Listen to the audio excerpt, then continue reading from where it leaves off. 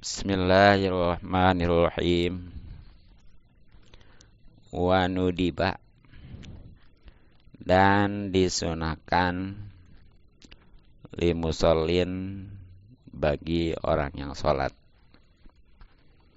tawajuhun, menghadap, linahwi jidarin, pada semacam tembok, au umudin, atau tiang, mingkuli syaisin, ya pokoknya mah dari setiap yang ngejogrok lah. Tulur tipaihi, yang tingginya nih, ya sulusa jiroin, itu 2/3 asta paksaro atau lebih. Wama bainahu, dan antara yang dihadapkan, wa baina akibil musolli, dan antara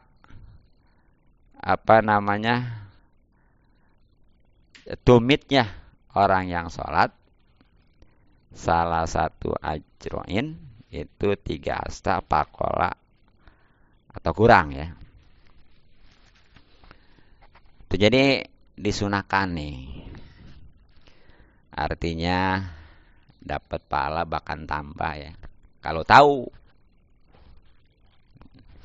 Kalau nggak tahu mah sama aja. Nggak ada apa-apanya ya. Nah ini bagi orang yang sholat. Bagi orang yang sholat ya. Nah ini baik itu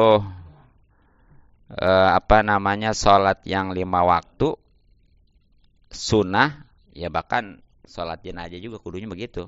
Tapi kan sholat jenazah mah di depannya ada jenazah ya. Itu lagi sholat mayit ya. Kalau dipikir-pikir, kalau memang orang yang biasa sholat, ibadah, mungkin pantas deh di depannya. Ini kadang-kadang nih orangnya nggak pernah ke musola, apalagi ke masjid mah gitu ya. Ya giliran mati apa yang di depan itu.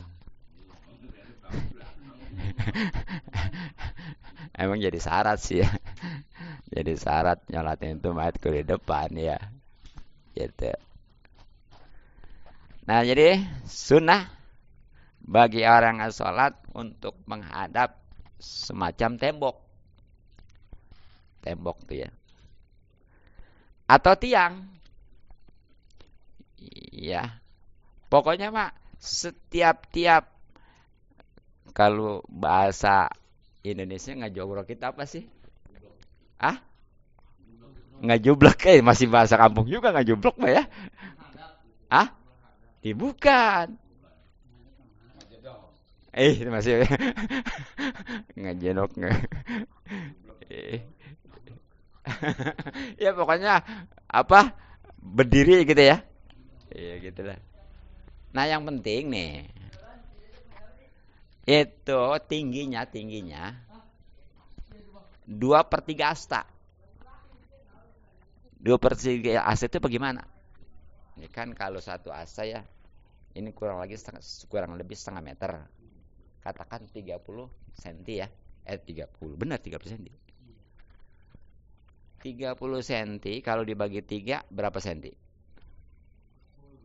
10. Nah kan kalau 1/3-nya kan 10 cm. Kalau 2/3-nya berapa? 20 cm. Tuh, tingginya 20 cm itu. Ya, atau lebih bagus. Ya pokoknya minimal. Iya, yang dihadapin itu 30 cm ya. 20 cm sekurang-kurangnya. Lebih bagus. Nah, sementara kalau jarak antara yang dihadapkan itu tadi baik tembok maupun tiang ya, dengan tumit orang yang sholat ini itu 3 asa atau kurang. 3 asa atau kurang. Kan seasa itu kan tadi setengah meter ya. Kalau 3 asa berarti 1,5 meter maksimal. Kurang lebih baik. Kalau kurang lebih baik. Itu kudunya gitu. Itu makanya yang baiknya itu kalau bikin pengimaman itu jangan terlalu jauh, kau ke tembok depannya. Kudunya kalau lebar mah nggak apa-apa, sebab ntar buat pengimbaran apa kan gitu ya. Tapi untuk kesononya nah, untuk panjangnya jangan terlalu jauh. Ya, sebab kalau jauh itu kan nggak nyampe, itu bisa lebih daripada 3 asa gitu ya. Gitu. Jadi lebih baik lebar, sebab nanti buat mimbar apa kan di sampingnya ya, daripada manjang gitu. Paham ya? Itu jadi itu kalau pengen dapat pahala tuh ke setiap sholat gitu kudunya mah. Jadi di samping kemarin kita kudu pindah tempat ya setiap mau sholat. Nah di sini mah juga disunahkan lagi tuh. Pokoknya kalau ada ilmunya mah ono pahala ini pahala ya. Tuh kalau kita tahu mah. Nah makanya nih kalau mau apa namanya sholat itu cariin supaya dapat tambah kesunahan ya, dapat kesunahan tembok atau temboknya kayaknya ini udah karena udah pada ngerti orang rupanya ngaji ya gitu, langsung udah pada di tembok semua ngadepin tembok. Nah tiang tuh ya, kalau tembok udah nggak ini tiang. Tapi nih tembok dan tiang juga bukan yang di belakang, yang di depan. Ini mah ada nyariin tembok, nyariin tiang, yang di belakang dia buat apa? Nyender. Ya, ini kan kadang-kadang beda, kudu di depan. Iya, iya. Nah, tapi sebenarnya mah ada orangnya depan boleh tuh, gitu aja. Orangnya depan dia gitu. Boleh dijadikan tadi sebagai untuk yang dihadapkan gitu ya. Itu jadi jelas mah. Pokoknya wayanya kalau di depan masih kosong mah isi. Jangan depan masih kosong, nyumpal macet di belakang. Ya, sehingga orang mau ke depan itu susah. Itu memang kan ada keterangan haram ya hukumnya, khususnya ketika hari Jumat itu, sebenarnya bukan Jumat aja sih, ngelangkain leher-leher orang. Ada kan gitu ya. Nah itu mah haram juga kalau memang di depan udah penuh nih, dia tetap bahasa nyelak aja gitu ya, udah nggak ada tempat, itu baru haram. Tapi kalau di depan masih kosong, di belakang malah penuh ini ya, itu mah nggak apa-apa, diliwatin langkahnya, kalau perlu mau disepak tuh. Tuh man aja ya itu ya. Hah?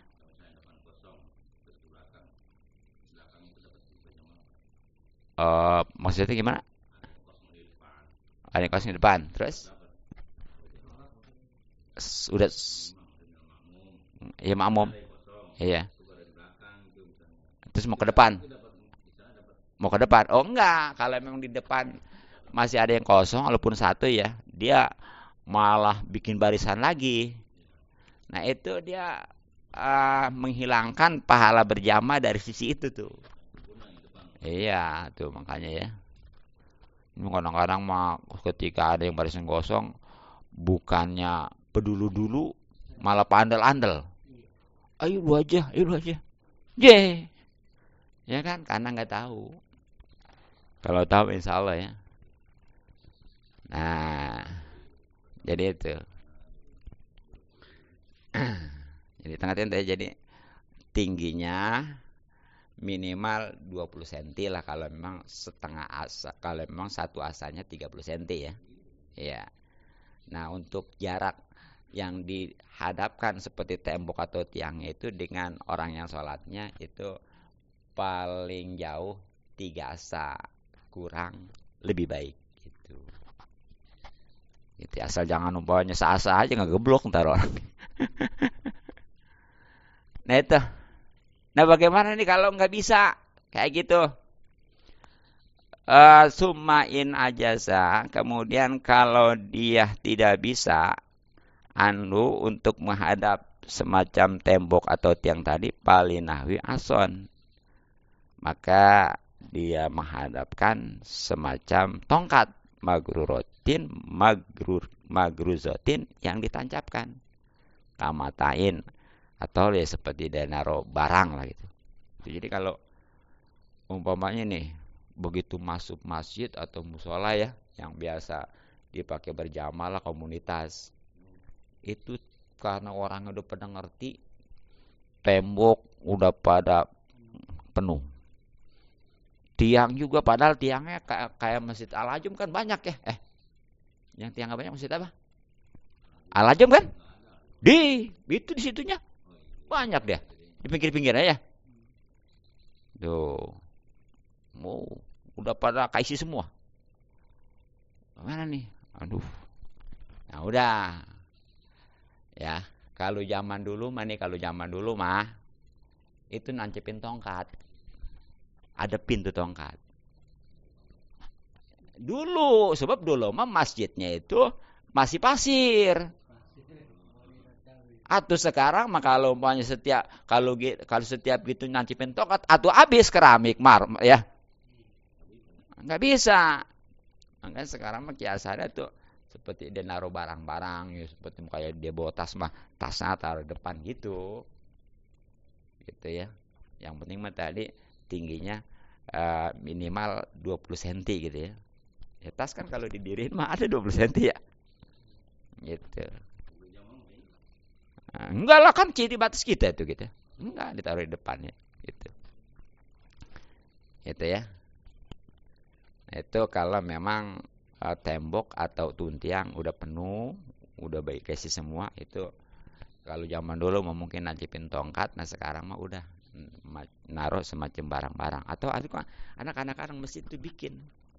Jadi dari terliplek ya, itu sengaja buat itu aja, buat taruh di depan tuh. Ya adapun nanti hikmahnya apa tuh? Kok sampai ada kayak begitu nanti ya? Bagaimana ada hukumnya itu nanti. Nah kemudian bagaimana nih kalau aduh ini mah barang-barang lagi nggak ngebawa, apalagi tongkat nggak mungkin lah sekarang mah ya ditancepin waktu rusak masjid ya. Ba'ilam yajid maka kalau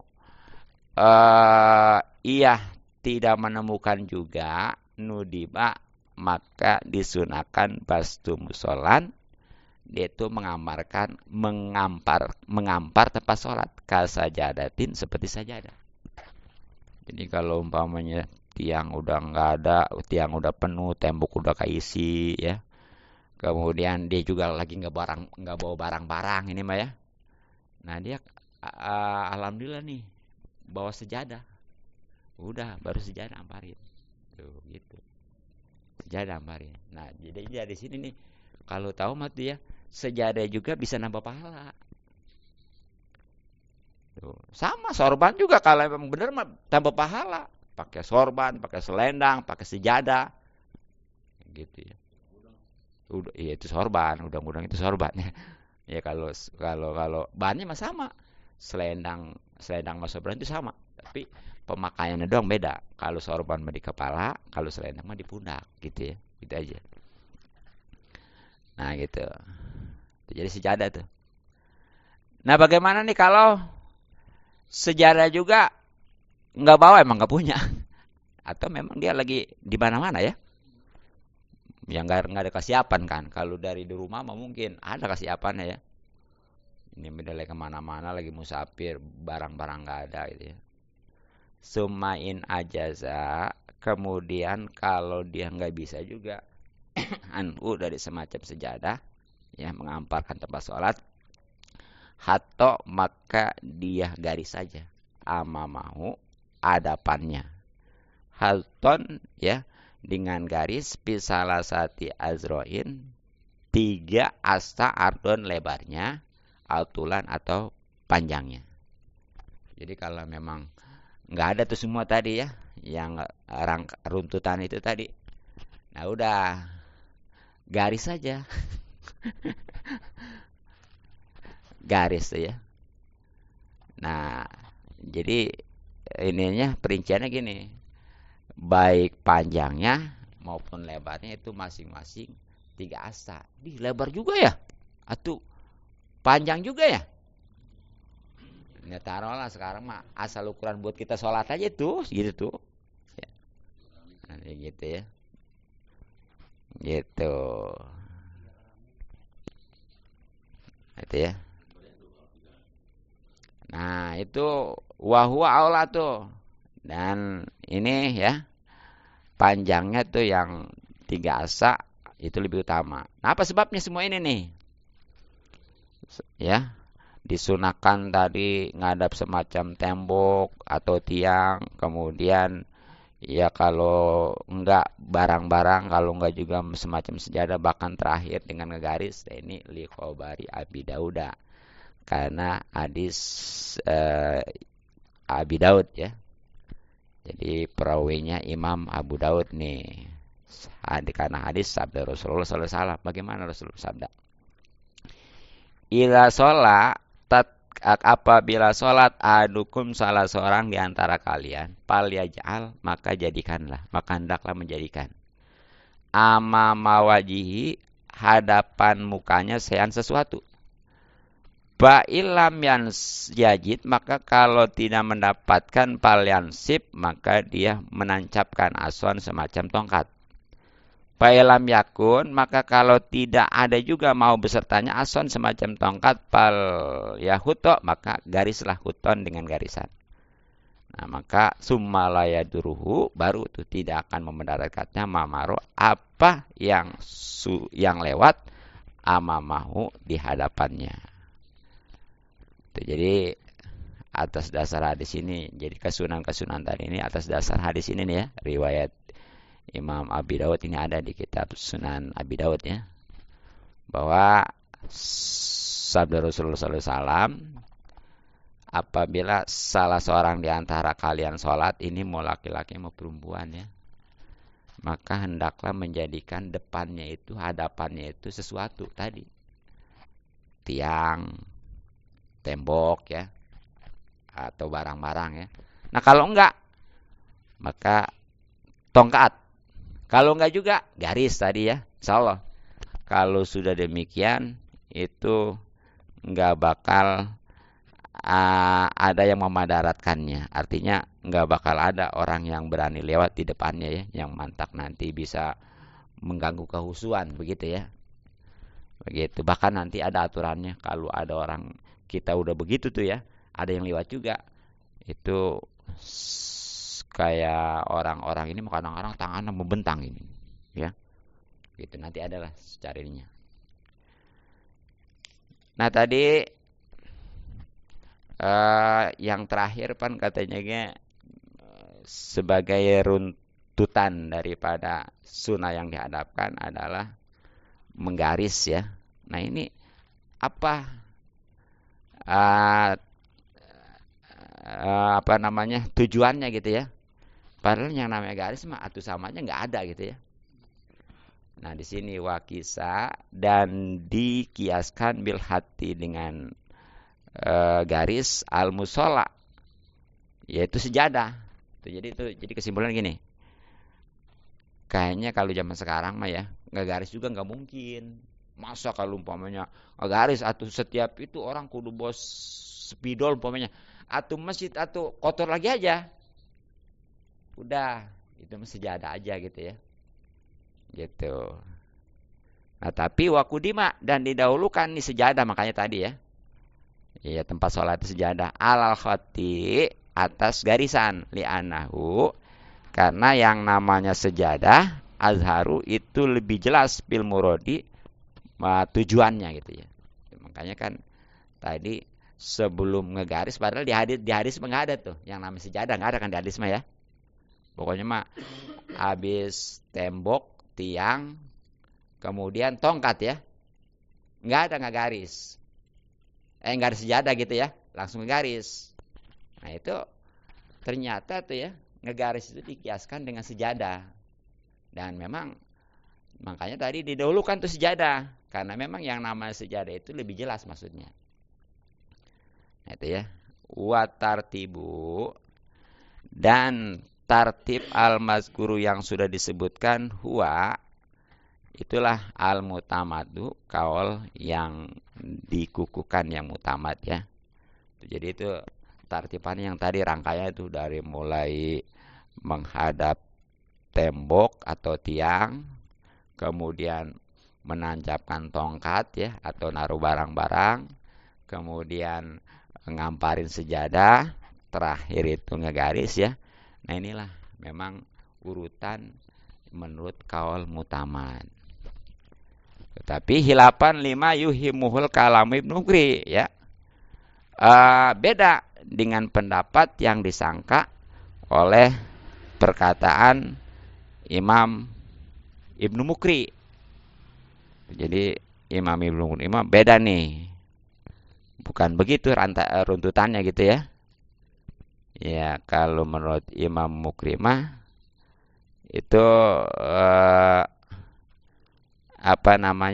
nggak ada istilah tartib ya. Jadi mana aja bebas.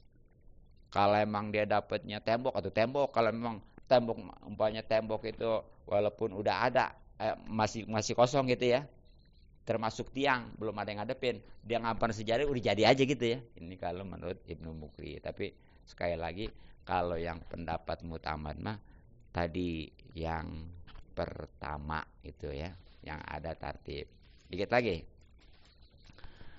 Pamata adalah maka ketika dia pindah anrut batin pada satu tingkatan ila madunaha, pada tingkatan yang lebih rendah mal kudrati padahal kuasa alih atas tingkatan tersebut, karena maka adalah itu tingkatan kal adami seperti nggak ada. Jadi ini kan tadi runtutannya tartibnya kan jelas ya. Nah ketika makanya nih, dan itu kalau yang mutamad, makanya ketika dia pindah dari satu runtutan kepada yang lebih bawah, padahal dia bisa nih untuk ngadepin tingkatan yang lebih tinggi. Contoh gini, padahal tembok masih kosong, tiang juga begitu, ujuk-ujuk aja dia lah ngampar sejadah aja gitu banyak.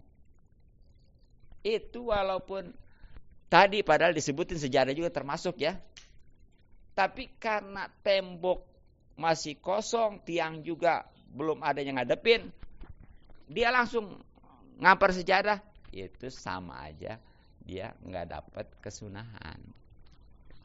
Itu karena tadi sekali lagi dasarnya tartib gitu ya. Nah mungkin itulah sementara ya tentang kesunahan menghadap semacam tembok atau tiang, kemudian barang-barang atau mengamparkan sejadah ya. Nah nanti bagaimana prakteknya nih dalam menghadapnya itu ya, apakah di depan atau gimana ya, insya Allah nanti kajian yang akan datang. Mudah-mudahan manfaat. Wallahu a'lam bishawab.